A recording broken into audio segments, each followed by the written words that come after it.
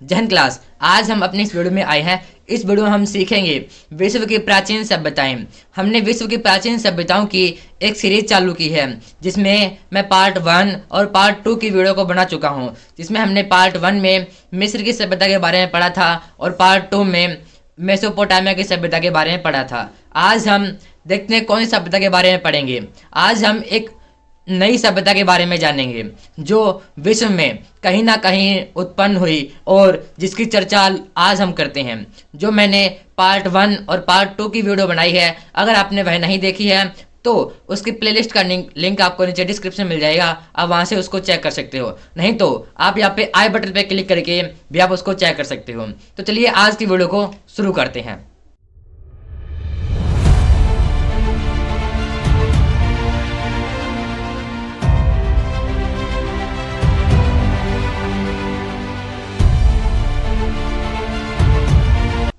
आज हम सीखेंगे यूनान की सभ्यता कि यूनान की सभ्यता हमसे क्या कहने का प्रयास कर रही है। हम जानेंगे यूनान की सभ्यता में क्या क्या हुआ। देखिए, आज हम जानेंगे यूनान की सभ्यता कैसी थी, क्या क्या हुआ इसमें, कैसे इसका उदय हुआ, कैसे यह चली, फिर इसका कैसे विनाश हो गया। जानेंगे इसके देवता कौन कौन से थे।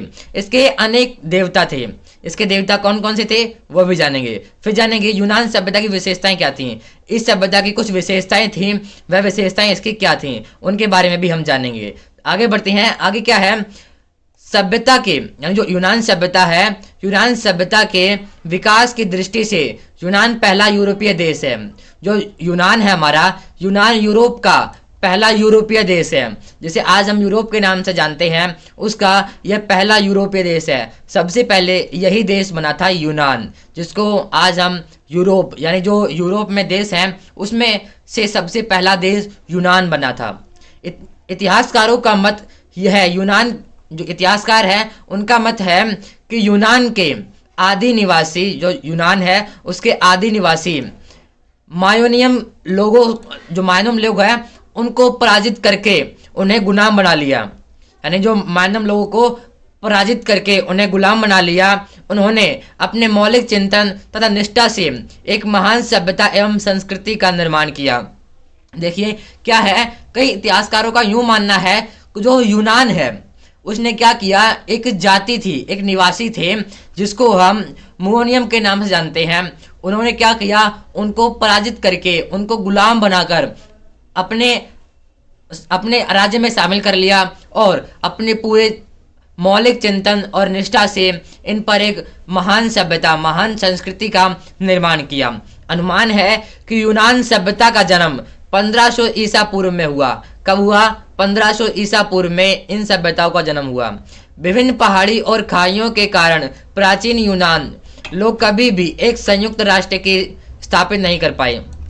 क्या है, जो यूनान है ना, यह यूनान अनेकों पहाड़ियां और अनेकों खाइयों से घिरा हुआ है, जिस कारण यहाँ के लोग कभी भी एक संयुक्त राष्ट्र नहीं बना पाए। संयुक्त राष्ट्र का मतलब यह है कि वहां पर यह कभी आपस में एक राजा नहीं बना पाए, मतलब एक शासन नहीं कर पाए, मतलब उसको संयुक्त करके उस पर शासन नहीं कर पाए। उस पर टुकड़ों में बांट बांट कर उस पर शासन किया गया, क्योंकि यहाँ पर पहाड़ियाँ थी और खाइयाँ थी, तो इतना संचार हो नहीं पाता था। देखिए क्या है, अब संपूर्ण यूनान में कई नगर राज्यों में दो प्रमुख नगर राज्य होते थे, जिसको हम स्पार्टा और एथेंस के नाम से जानते हैं। किस नाम से? स्पार्टा और एथेंस नाम से जानते हैं। देखिए क्या है, एक यूनान है, यूनान में कई नगर थे और उन नगरों में कुछ प्रमुख नगर होते थे जिनको हम स्पार्टा और एथेंस के नाम से जानते हैं। स्पार्टा में सैनिक शासन था तथा एथेंस में लोकतंत्र। शेष यूनान नगर राज्य या तो एथेंस की तरह थे अथवा स्पार्टो का अनुसरण करते थे। देखिए क्या है, इसमें जो स्पार्टा था, देखिए दो राज्य थे हमारे, स्पार्टा और एथेंस। स्पार्टा में क्या था, सैनिक रहता था। सैनिक रहने का मतलब क्या है, वहां पे राजा रहता होगा, राजा रहता है तभी वहां सैनिक रहता है, क्योंकि राजा अपनी सुरक्षा के लिए सैनिकों को तैनात करवाता था। क्या पता कहीं राजा पे कुछ हमला ना हो जाए, इस कारण वह सेना को तैनात करवाता था। और इस कारण स्पार्टा को हम सैनिक शासन कहते थे। वहां सैनिक प्रणाली थी। जो एथेंस था, एथेंस में राजा जो भी हुक्म करता था वह हुक्म हमारे लोकतंत्र शासन में, यानी जो एथेंस था वहां पर माने जाते थे। ठीक है, इसको हम ऐसे देख सकते हैं कि स्पार्टा एथेंस पर अपने कानून बनाता था और एथेंस उनका अनुसरण करता था। आगे क्या लिखा है? स्पार्टा का अनुसरण करता था कौन? एथेंस। आगे बढ़ते हैं, आगे क्या है देखिए, आगे हमसे क्या कहने का प्रयास है। आगे है यूनान बाल्कन। यह एक प्रायद्वीप है जिसको आज हम यूरोप के नाम से जानते हैं। इसका दक्षिणी भाग, इसका जो दक्षिणी भाग है वो भूमध्य सागर, वह क्या है? भूमध्य सागर से मिला हुआ है। कई कबीलों, जो कई कबीले हैं उनका एक स्वामी राजा होता था। देखिए आपको आप नीचे तस्वीर में दिख रहा होगा, हमारा यहाँ पर यह भूमध्य सागर है और हमारा इधर ये हमारा लाल सागर है। और लाल सागर में आपको यहाँ पर जो ब्लू कलर का दिख रहा है, यही हमारा क्या है? यही हमारी सभ्यता है, यही हमारी यूनान की सभ्यता है जिसको आज हम देखते हैं। फिर क्या है? प्रारंभिक यूनानियों के मुख्य व्यवसाय कृषि, पशुपालन, बर्तन, मिट्टी के बर्तन बनाना, तलवार बनाना और आभूषण बनाना था। क्या है? जो यूनान था ना उसके कुछ व्यवसाय थे। क्या व्यवसाय थे? कृषि और पशुपालन। मान लीजिए अभी कृषि है, कृषि जो यहाँ के लोग कृषि करते थे राजा का पेट भरने के लिए करते थे। जो राजा है, जो यहाँ के लोग ना एथेंस लोग कृषि कर लेते थे और राजा का पेट भर जाता था। यहाँ के लोग कृषि करके राजा को बेच देते थे और राजा इनको स्वर्ण मुद्राएं दे देता था उनके बदले में, जिससे राजा का भी पेट भर जाता था, इनका भी पेट भर जाता था, दोनों का पेट भर जाता था। तो इस कारण यह कृषि और पशुपालन करते थे। मिट्टी के बर्तन ये क्यों बनाते थे? देखिए जो राजा है उसने इनसे अनाज खरीद लिया। मान लीजिए इसने अनाज में चावल और गेहूं खरीद लिए। अब वो चावल और गेहूं को खाएगा, बनाएगा, पकाएगा। किस में पकाएगा? बर्तनों में। तो बर्तन तो है ही नहीं। इन्होंने कहा भाई तुम बर्तन भी बनाओ, तो इन्होंने बर्तन बनाए, मिट्टी के बर्तन बनाए। मिट्टी के बर्तनों में राजा अपने खाना को बनाया करता था और उस पर फिर खाया करता था। फिर उन्होंने एक तलवार का काम चालू किया। तलवार का काम चालू क्यों किया? तलवार का काम इसलिए चालू किया क्योंकि वहां पर राजा की सुरक्षा के लिए सेना होती थी। और सेना जो थोड़ा सेना ऐसी खड़ी हो जाएगी, हाँ भाई मैं सेना हूँ, हाथ में कुछ नहीं, तलवार है ही नहीं, तीर है ही नहीं, बस यूं ही खड़े हो गए मैं सेना हूँ। ऐसे सेना से कुछ नहीं होता। इसलिए उन्होंने क्या किया? तुम तलवार भी बनाओ। तो यहाँ के लोग तलवार बनाते थे और राजा को बेचते थे। राजा फिर अपनी सेना को दे देता था। फिर आभूषण क्यों बनाए? आभूषण इन्होंने इसलिए बनाए, राजा ने एक बार सोचा कि हमारे पास तो आभूषण तो है ही नहीं, पर हम राजा किस बात की?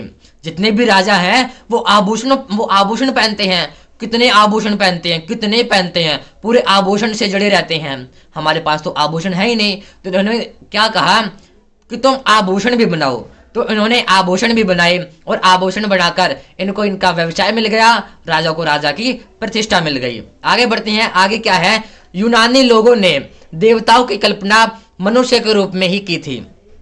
जो यूनानी लोग हैं उन्होंने क्या कहा था? जो मनुष्य है, वो जो देवता है वो मनुष्य की तरह ही है। जो आज हम बोलते हैं ना कि हाँ शिव शंकर ऐसे दिखते होंगे, अरे हाँ हनुमान तो ऐसे दिखते होंगे, नहीं राम शायद ऐसे दिखते होंगे। यह कल्पना इस यूनान सभ्यता में की गई थी। जैसे यूनान सभ्यता में क्या कहा था? जैसे मनुष्य है वैसे ही देवता होते हैं, लेकिन देवताओं के पास मनुष्य की अपेक्षा में अधिक शक्तिशाली होते हैं, यानी वो अधिक शक्तिशाली होते हैं और वे अमर होते हैं। क्या होते हैं? अमर होते हैं और अधिक शक्तिशाली होते हैं, लेकिन होते मनुष्य के जैसे ही हैं। यह किसका मानना था? यह हमारी यूनान की सभ्यता का मानना था। आगे बढ़ते हैं, आगे क्या है? देखिए आगे यहाँ पर आपको दिख रहा होगा इनके निम्नलिखित देवता थे। यह सभ्यता बहुदेववादी थी। जैसे हमने मेसोपोटामिया मिस्र की सभ्यता के बारे में पढ़ा, उसमें हमको बता रखा था कि यह सभ्यता बहुदेववादी सभ्यता है, यानी इन सभ्यताओं में बहुत सारे देवता थे और यह उन सभी देवताओं की पूजा करते थे। तो यह सभ्यता भी उन्हीं सभ्यताओं में से एक है जिसमें हम बहुदेववादी की एक प्रतिष्ठा को इसमें देखते हैं। इसमें यह इनके बहुत सारे देवता थे। आकाश का देवता, समुद्र का देवता, सूर्य का देवता, विजय का देवता, शराब का देवता, वन का देवता, व्यापार का देवता, धातु का देवता, पृथ्वी का देवता, पाताल का देवता, पता नहीं कितने कितने इनके देवता थे। ठीक है, तो आपको यहाँ पे मैं आपको एक एक करके बताता हूँ कि कौन सा देवता का क्या नाम था और वह कैसे दिखते थे। आपको यहाँ पे तस्वीर में दिख रहा होगा आकाश का देवता। आकाश का देवता जियस था। कौन सा था? जियस। जियस आपको यहाँ पे तस्वीर में दिख रहे होंगे। यह हमारे जियस थे जो आकाश के देवता के नाम से मशहूर थे। फिर है समुद्र का देवता। समुद्र का देवता हमारा पोसेडन था, जो आपको यहाँ पे तस्वीर में दिख रहे होंगे। यह हमारे समुद्र के देवता थे, पोसेडन। चलिए आगे बढ़ते हैं। सूर्य का देवता। सूर्य का देवता हमारा अपोलो था। क्या था? सूर्य का देवता हमारा अपोलो था, जो आपको यहाँ पे तस्वीर में दिख रहा होगा। यह हमारे अपोलो हैं, जो कुछ घोड़ों पर सवार होके बैठे हैं। यह हमारे अपोलो थे, यानी सूर्य के देवता थे। फिर है विजय की देवी। विजय की देवी हमारी अथेना थी। कौन थी? विजय की देवी हमारी अथेना थी, जो आपको यहाँ पे तस्वीर में दिख रही होगी। यह हमारी विजय की देवी थी। जब भी यह कहीं पर युद्ध करने जाते थे तो यह विजय की देवी की जयकार लगाते थे और विजय की देवी की पूजा करते थे।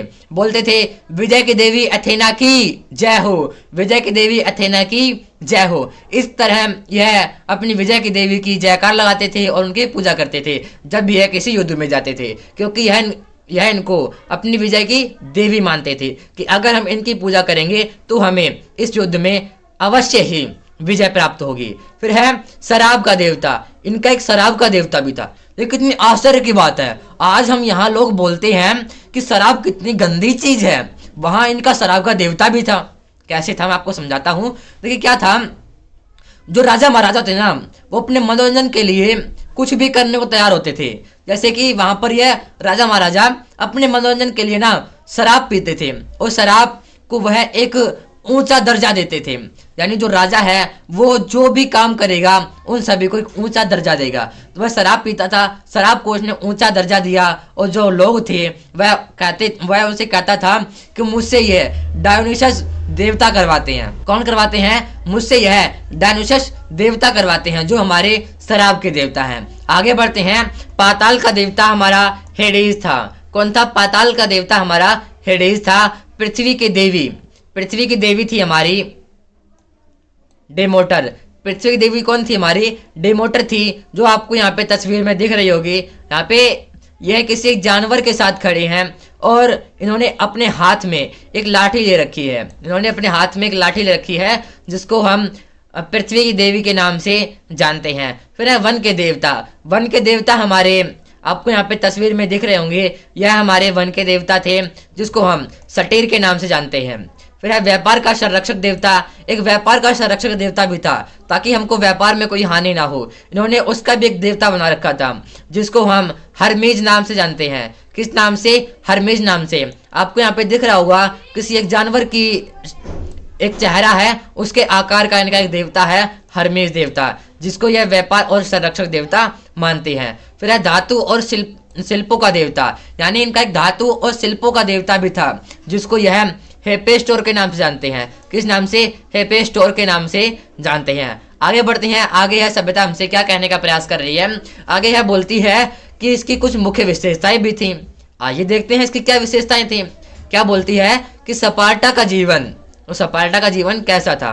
स्पार्टा नगर राज्य का सदैव पड़ोसी देशों का आक्रमण के भय से डरता रहता था। जो स्पार्टा था ना, वह अपने आसपास के पड़ोसी देशों के आक्रमण से डरता रहता था। क्यों? क्योंकि वहां राजा रहता था और राजा को यह भय था कहीं कोई आक्रमण, कहीं कोई बाहरी पड़ोसी देश उस पर आक्रमण ना कर दे और उसका विनाश ना हो जाए। क्योंकि जितने भी दूसरे राजा हैं वह राजा को मारते थे, क्योंकि अगर राजा मरेगा तभी वह उसकी प्रजा पर राज कर पाएंगे। जब तक राजा नहीं मरेगा तब तक यह उस पर राज नहीं कर पाएंगे। तो यह इसलिए स्पार्टा को अपना डर लगा रहता था। आगे बढ़ते हैं। आगे क्या है? इसलिए यहाँ सैनिक शासन स्थापित था। इसीलिए यहाँ पे सैनिक शासन स्थापित था, क्योंकि मान लो किसी दूसरे राजा ने इस राजा पर हमला कर दिया तो उसकी रक्षा कौन करेगा? उसकी रक्षा के लिए भी तो कोई होना चाहिए। उसकी रक्षा के लिए इसने क्या किया, एक सेना तैनात की। ठीक है, इसी को हम सैनिक शासन बोलते हैं। आगे बढ़ते हैं। वहां का शासन स्वेच्छाचारी था। क्या था? स्वेच्छाचारी था, यानी वहां पर किसी को भी डरा धमका कर नहीं बुलाया जाता था। जिसकी इच्छा है वही वहां पर जाता था। लेकिन हाँ, एक नियम था, वहां पर जाने के बाद वहां से तुम आ नहीं सकते थे। वहां जा तो सकते थे अपनी इच्छा से, लेकिन आना उनकी इच्छा से पड़ता था। ठीक है, यानी इसमें उसका कोई बंधस नहीं था जाने के लिए। जैसे ऐसे बोलते ना कि तुमको सेना में जाना ही पड़ेगा, तुमको राजा की मदद करनी ही पड़ेगी, ऐसा वहां पे कुछ नहीं था। जिसकी जो सेवा करना का काम था वह करता था। आगे बढ़ते हैं। क्या है? स्पार्टा का प्रथम व्यवस्थापक एवं विधान निर्माता लाइकर्मस था। कौन था? लाइकर्मस को हम बोलते हैं जिसने क्या किया, एक विधान निर्माता था। इसने एक विधान बनाया कि जो मैं बोलूंगा, जैसे जैसे मेरे हुसूल हैं वैसे ही लोगों को मानने पड़ेंगे। इसका जो शासन था वह निवासियों के लिए कठोर अनुशासन में रहने की व्यवस्था की थी। इसने क्या किया, इसने जो वहाँ के निवासी थे इसने उनको एक कठोर अनुशासन में रहने की व्यवस्था दी कि हाँ, तुम्हारे ऊपर यह अनुशासन लग रहा है, तुमको यह मानना पड़ेगा। क्या था? आइए पढ़ते हैं। क्या था? बच्चों को कठिनाइयों का सामना करने के लिए शिक्षा दी जाती थी। जो बच्चे थे ना, हाँ, जो बच्चे थे उनको कठिनाइयों का सामना करने के लिए शिक्षा दी जाती थी कि तुम कठिनाइयों का सामना कैसे करोगे, क्योंकि यह उनसे कठिनाइयों का सामना करवाते थे। कठिनाइयों का सामना करवाया।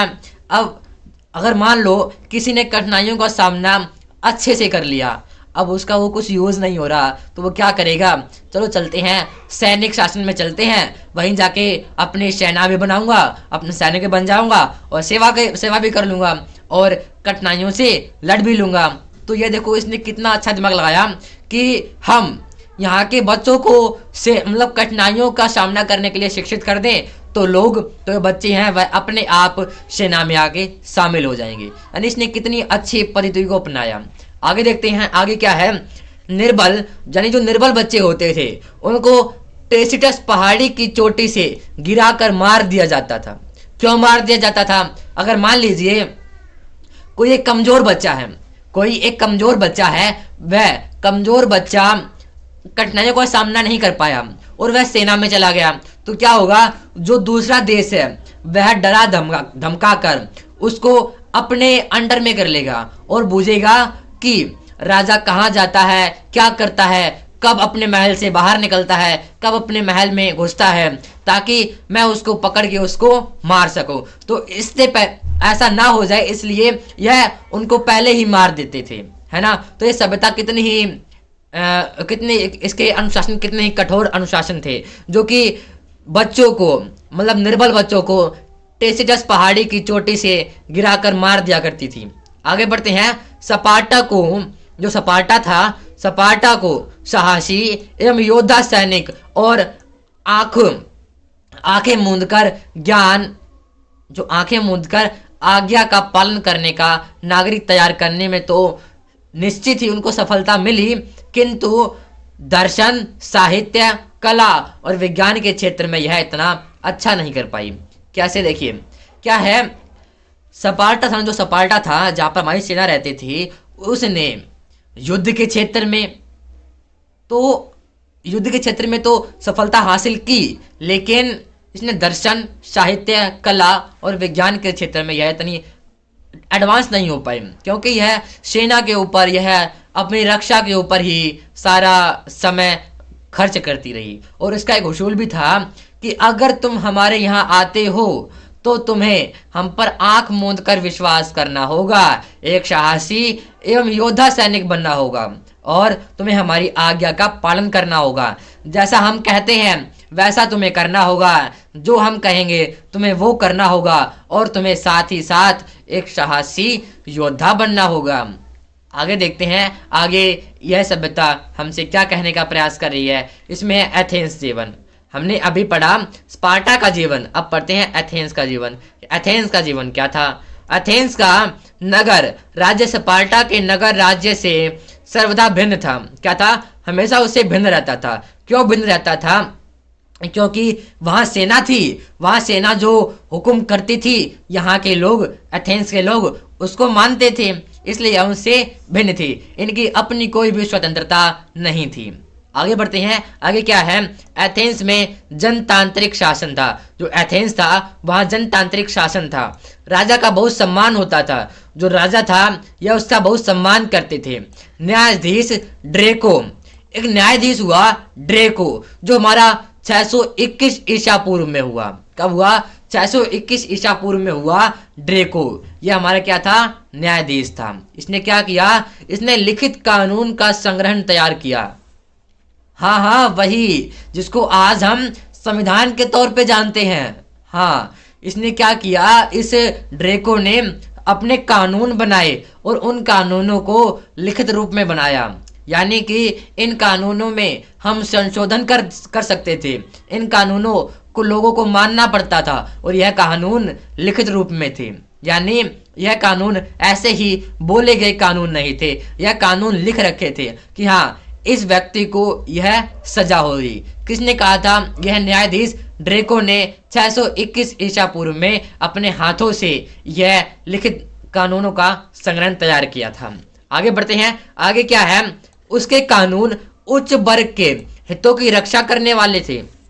क्या था? उसके कानून थे ना, इसके कानून ऐसे थे जो हमारा उच्च वर्ग है उसके हितों की रक्षा करो। यानी उस पर कुछ भी वादा आए तो तुम्हें उसको सुलझाना है। चाहे कुछ भी हो जाए, तुम्हें उसकी वादा को सुलझाना है। तुम्हें उसकी परेशानियों को देखना है, उसकी परेशानियों का विनाश करना है ना। तो यह इनके कुछ, इनका एक कानून था उच्च वर्ग की हित के लिए। आगे बढ़ते हैं। तपश्चार क्या है? क्लाइस्थनीज ने एथेंस में जनतंत्र की जड़ें जमा दी।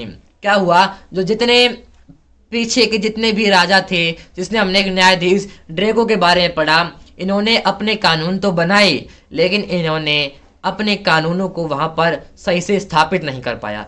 इन्होंने वहां पर उसकी जड़ों को जमा नहीं पाया। फिर एक राजा हुआ जिसका नाम था क्लाइस्थनीज ने क्या किया? एथेंस में जनतंत्र की जड़ें जमा दी। क्या किया? वहां पे जनतंत्र की जड़ें जमा दी। इसका इतना कठोर शासन था, इसने एक बार जो बोल दिया, जिसने किया तो सही, नहीं किया तो मृत्यु। इसके इतने कठोर शासन था, इसका कठोर कानून था। आगे बढ़ते हैं। क्या है? ईरान का एक महत्वाकांक्षी राजा था जिसको हम दारा बोलते हैं। महत्वाकांक्षी राजा दारा ने ग्रीक को जीतने के बाद यूनान पर आक्रमण किया। एक राजा हुआ जिसको हम दारा बोलते हैं। इसने क्या किया? इसने जो हमारे ईरान है उस पर इसने चढ़ाई कर दी और वहां पर उसको विजय मिल गई। इसने कहा अब मेरे बराबर कोई नहीं। इसने क्या कहा? मेरे बराबर कोई नहीं, अब मेरे सामने जो आएगा मैं सभी को तहस नहस कर दूंगा, सबको अपने अंडर में मिला लूंगा, सबको अपने अधिकार में कर लूंगा। फिर यह इसी सोच को लेकर यूनान में आया। इसने कहा यूनान, तेरी मेरे सामने कोई औकात नहीं है। तुझे पता है मैं ग्रीक और ईरान को जीत कर आया हूं, ईरान का राजा हूं, मैं ग्रीक को जीत कर आया हूं। यूनान तू मेरे सामने क्या है? यूनान तू मेरे सामने क्या है? यूनान ने कुछ नहीं कहा और एथेंस, यानी जो एथेंस था ना, इसने ईरानियों ने क्या किया? एथेंस पर युद्ध कर दिया। बाकी तो सारे स्पार्टा पे करते थे लेकिन इसने एथेंस पर युद्ध कर दिया। इसने दिमाग लगाया। इसने कितना दिमाग लगाया? स्पार्टा में राजा सेना था, स्पार्टा में सेना थी, वहां पर ये नहीं लड़ पाएगा। इसने एथेंस पर चढ़ाई कर दी। यहाँ पे सेना तो है ही नहीं, यहाँ पे हम इसको अपने अंडर में कर लेंगे, राजा जान ही नहीं पाएगा। ऐसा थोड़ा होता है कि राजा जान ना पाए। राजा ने भड़क पड़ गई कि हमारा एथेंस जा रहा है। राजा ने अपने सेना को भेज दिया, सैनिकों जाओ हमारे एथेंस को बचा के लाओ। सैनिक सारे मैराथन मैदान में आ गए और मैराथन मैदान में ईरानियों की और यूनानियों की लड़ाई हुई जिसमें यूनानियों की विजय हो गई। यूनानियों की विजय हो गई। जो अपना बोलबाला गा रहा था ईरान कि मैं सबसे आगे हूँ, मैं सबसे आगे हूँ, इसने उनको पराजित कर दिया। यूनान ने ईरानों को पराजित कर दिया और यूनान की विजय हुई और यूनानियों ने अपनी सभ्यता का स्वतंत्रता पूर्वक विकास किया।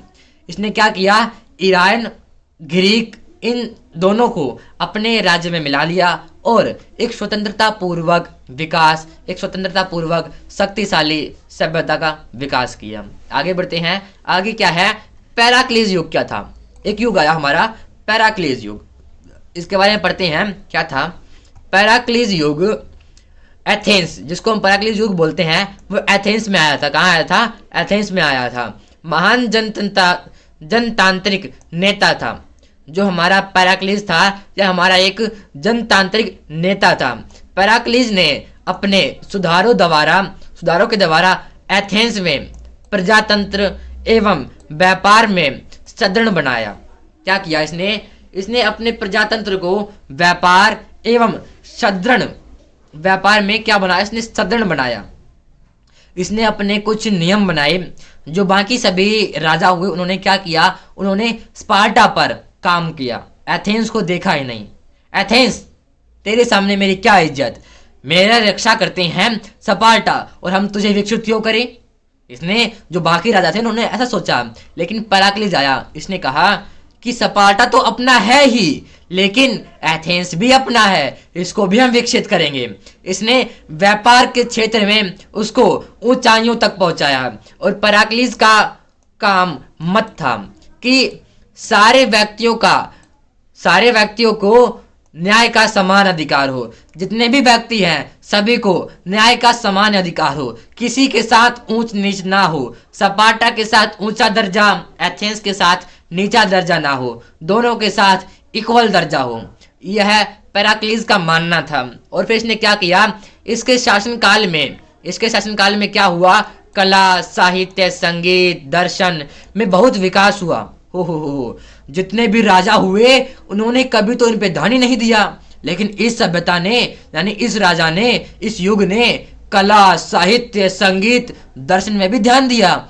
सेना में ध्यान दिया तो दिया ही, इसने इनमें भी ध्यान दिया। इसने कहा जो हमारा स्पार्टा है वो सेना के नाम पे जाना जाएगा, जो हमारे एथेंस है वो कला, साहित्य, संगीत, दर्शन के नाम से जाने जाएंगे। हमारे दोनों राज्य एक क्या होंगे, दोनों राज्यों का ऊंचा दर्जा होगा। कितना शुभ विचारों वाला यह राजा था। आगे बढ़ते हैं। आगे क्या है, एथेंस में दुखांत एवं सुखांत नाटकों तथा संगीत के कई आयोजन होने लगे। एथेंस में जब यह हुआ, कला, साहित्य, संगीत, दर्शन हुए, तो वहां को उनको प्रेरित करने के लिए दुखांत, सुखांत, अनेकों तरह के नाटक और संगीत का आयोजन होने लगा। यहाँ पे क्या है, एक होमर है। होमर की विश्व प्रसिद्ध की रचना है जिसको हम इलियट व ओडेसी नाम से जानते हैं। इलियट और ओडेसी नाम से जानते हैं, वह भी इसी कला में आई थी। किसने लिखी थी? होमर ने लिखी थी। आइए आगे बढ़ते हैं कि यह सभ्यता हमसे आगे क्या कहने का प्रयास कर रही है। इसके द्वारा कहा जाता है कि उसके समय में, यानी पेराक्लीज के समय में, गणित, ज्योतिष व दर्शन में शिक्षा दी। क्या किया इसने? गणित और ज्योतिष व दर्शन की शिक्षा दी, क्योंकि यह गणित के क्षेत्र में, ज्योतिष के क्षेत्र में और दर्शन के क्षेत्र में भी तरक्की कर रहा था, तो उसने उनकी भी शिक्षा दी। इस काल में क्या हुआ, विश्व प्रसिद्ध दार्शनिक सुकरात, हाँ यह सुकरात वही है जिनको हम एक विश्व प्रसिद्ध विद्वान मानते हैं, जिसको हम विश्व प्रसिद्ध दार्शनिक मानते हैं, जिनकी वाणी सुनकर मन मोहित हो जाता है, यही वही सुकरात हैं। इन्होंने क्या किया, सुकरात ने ज्ञान व चरित्र के विकास पर बल दिया, ज्ञान और चरित्र के विकास पर बल दिया। और फिर इस काल में दार्शनिक प्लेटो व अरस्तु भी इसी काल के विद्वान थे। प्लूटो और अरस्तु, हाँ ये वही है जिनको हम आज भी जानते हैं, प्लूटो, अरस्तु, जिसमें हम सुकरात, अरस्तु, प्लेटो की बातों को सुनकर मनमोहित हो जाते हैं, वह विद्वान इसी सभ्यता के थे। आगे बढ़ते हैं। आगे क्या है? देवी अथेना का मंदिर। तो देवी अथेना है हमारी विजय की देवी, इसका मंदिर भवन निर्माण इस काल का अनुपम नमूना है। यानी जो देवी अथेना का मंदिर है, जो भवन है, उसका निर्माण इस युग का एक अनुपम नमूना है। आगे बढ़ते हैं। क्या है? हेरोडोटस व थ्यूसिडिडीज इस काल का महान इतिहासकार था। आपसे यह क्वेश्चन कई बार किया जाता है कि यूनान सभ्यता के एक महान इतिहासकार का नाम बताओ। क्या है? हेरोडोटस। क्या नाम था? हेरोडोटस। यूं बोलते हैं हेरोडोटस कौन था? हेरोडोटस यूनान सभ्यता का एक महान इतिहासकार था। देखिए फिर क्या हुआ? पाइथागोरस थ्योरम, जिसको हम बोलते हैं ना पाइथागोरस। हाँ, ये वही मैथ वाले थ्योरम है जिसको आज भी लोगों का दिमाग चकरा जाता है पाइथागोरस थ्योरम को देखकर। इस सभ्यता ने गणित के क्षेत्र में इतनी तरक्की कर ली कि हम इसको आज भी पढ़ते हैं, पाइथागोरस थ्योरम, जिसको हम मैथ में यूज करते हैं। इस सभ्यता ने इतनी तरक्की की कि इसने हमें उस थ्योरम को आज भी पढ़ने पर मजबूर कर दिया। और इस सभ्यता ने क्या किया? इस सभ्यता ने गणित के क्षेत्र में बहुत सारी उपलब्धियां हासिल की और इन्होंने उपलब्धियों के कारण क्या किया? पेराक्लिस युग का, जो पेराक्लिस युग है ना, इसको यूनान में क्या कहते हैं? यूनान के इतिहास में स्वर्ण युग कहते हैं। क्यों कहते हैं? क्योंकि इस सभ्यता ने अपने समय में, इस युग ने अपने समय में बहुत सारी उपलब्धियां हासिल की, जितने बाकी राजा नहीं कर पाए, इतना यह पेराक्लिस युग में यह सभ्यता इतनी विकसित हो गई। इसलिए हम इसको स्वर्ण युग के नाम से जानते हैं। और फिर क्या हुआ? एक प्रोफेसर हुए जिसको हम डेविड के नाम से जानते हैं। डेविड ने क्या कहा? पेरिक्लिस का युग यूनान के इतिहास का ही नहीं बल्कि विश्व के इतिहास का भी स्वर्ण युग था। क्या मानना है इसका डेविड का कि यह जो पेरिक्लिस युग है वह यूनान के इतिहास का ही नहीं बल्कि पूरे विश्व का एक स्वर्ण युग है, क्योंकि इसने कुछ ऐसी खोजें की जिसको हम आज भी पढ़ रहे हैं। उनकी खोजों को पढ़कर आगे कुछ नया करने की कोशिश कर रहे हैं। इसीलिए हम इस सभ्यता को इतना एक अलग दर्जा देते हैं, इसलिए हम इसको स्वर्ण युग का नाम देते हैं, क्योंकि इसने अपने समय में बहुत सारी खोजें की, बहुत सारी उपलब्धियां हासिल की। आगे बढ़ते हैं। देखिए यह हमारे यहाँ पे सुकरात हैं। कौन है? यह हमारे सुकरात हैं और यह हमारे अरस्तु हैं, जो कि मैंने जिनकी अभी पीछे चर्चा की थी कि यह हमारे सुकरात। देखिए हमने सुकरात और अरस्तु के बारे में पढ़ा था। इसमें हमारे जो यह है यह हमारे सुकरात हैं और यह अरस्तु हैं। इनकी कुछ वाणी थी, आइए देखते हैं कि इनकी वाणी क्या थी। देखिए सुकरात कहते हैं कि वो सबसे धनवान है जो कम से कम में संतुष्ट है। क्या? वो सबसे धनवान है जो कम से कम में संतुष्ट है, क्योंकि संतुष्टि प्रकृति की दौलत है। देखिए क्या बात कही है कि सबसे धनवान वही है जो कम से कम में संतुष्ट होता है, जो कम से कम में संतुष्ट होता है, क्योंकि जो संतुष्टि है ना वह प्रकृति की दौलत है। जिसने प्रकृति की दौलत को ले लिया, बाकी चाहे कितनी भी दौलतें आ जाए उसके सामने उनका कोई मायने नहीं। यह सुकरात के हमारे वाणी थी। है अरस्तु की पढ़ते हैं। अरस्तु कहते हैं कोई भी क्रोधित हो सकता है, यह आसान है। क्या? कोई भी क्रोधित हो सकता है, यह आसान है, लेकिन सही व्यक्ति से सही सीमा में सही समय पर और सही उद्देश्य के साथ सही तरीके से क्रोधित होना सबके बस की बात नहीं होती और यह आसान भी नहीं है। हम बोलते हैं ना गुस्सा तो सबके बस की बात है, गुस्सा तो हर कोई कर सकता है, लेकिन सही व्यक्ति, सही सीमा, सही समय, सही उद्देश्य और सही तरीके के साथ जो गुस्सा करता है वही गुस्सा सबसे अच्छा होता है, जो कि आज तक कोई कर ही नहीं पाया, जो आसान भी नहीं है ना। तो यह हमारे अरस्तु और सुकरात की कुछ वाणी थी। आई होप आपको यह पसंद आई होगी और आई होप आपको इस सभ्यता के बारे में जानकर अच्छा लगा होगा। देखते हैं कि जो हमारी आगे आने वाली वीडियो है, आगे आने वाला पार्ट है, उसमें हम किस सभ्यता के बारे में जानेंगे। ठीक है, तो आज क्लास में इतना ही, फिर मिलते हैं अगली क्लास में। तब तक के लिए जय हिंद।